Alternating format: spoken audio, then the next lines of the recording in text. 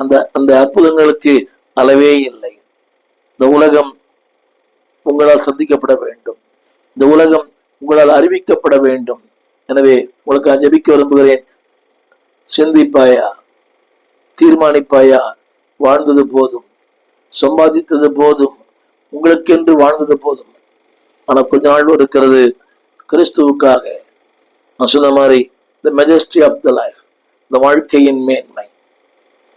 ஆடு மாடு அல்ல, மிருகஜீவன்களை போல அல்ல, இது மேலான ஒரு வாழ்க்கை. The majesty, the mystery of the life போன்ற ரெண்டுமே the ministry of the life. ஆண்டவருக்கு என்று பயன்படுங்கள். கர்த்தர் உங்களை ஆஸ்வதிப்பார். உங்களுக்கு ஜெபிக்க விரும்புகிறேன். ஜெபிப்போம். வானத்தையும் பூமியையும் படைத்த நல்ல ஆண்டவரே, எங்கோ நான் வாழ்ந்தேன், அறியாமல் அலைந்தேன், என் நேச தேடி வந்தேன். நெஞ்சாறு அனைத்து முத்தங்கள் கொடுத்து நிழலாய் மாறிவிட்டு the majesty of the life, இந்த வாழ்க்கையிலே ஒரு மேன்மை கொடுத்திருக்கிறீங்க. Not only majesty, it's a mysterious life. கிறிஸ்துக்கள் வாழ்வது ஒரு மேன்மையான ரகசியமான வாழ்க்கை. அந்த மினிஸ்ட்ரி இன் த லைஃப், எனக்கு ஒரு ஊழியம் கொடுத்திருக்கிறீங்க ஆண்டவரே.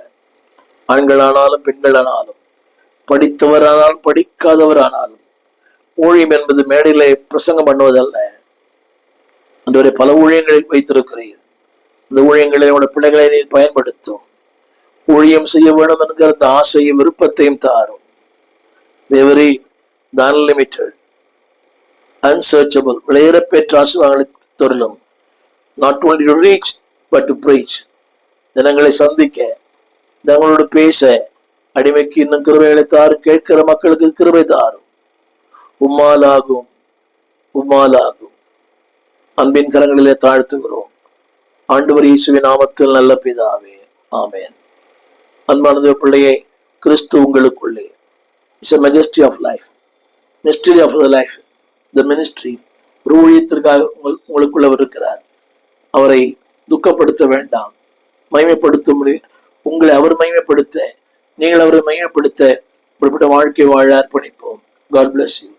அன்பானவர்களே, நீங்கள் திரையிலே திறந்த வாசல் துதியொலி கீதங்கள் என்ற ஒரு பாடல் புஸ்தகத்தை நீங்கள் பார்க்கலாம். ஏறக்குறைய ஒரு 773 பாடல்கள், புதிய பாடல்கள், பழைய பாடல் இருக்கிறது. சபையிலே பாடி கர்த்தரை ஆராதிக்க இந்த புஸ்தகத்தை வெளியிட்டிருக்கிறோம். இது ஊழியர்களுக்காக, சபைகளுக்காக நாங்கள் அதை குறைந்த விலையிலே கொடுக்கிறோம்.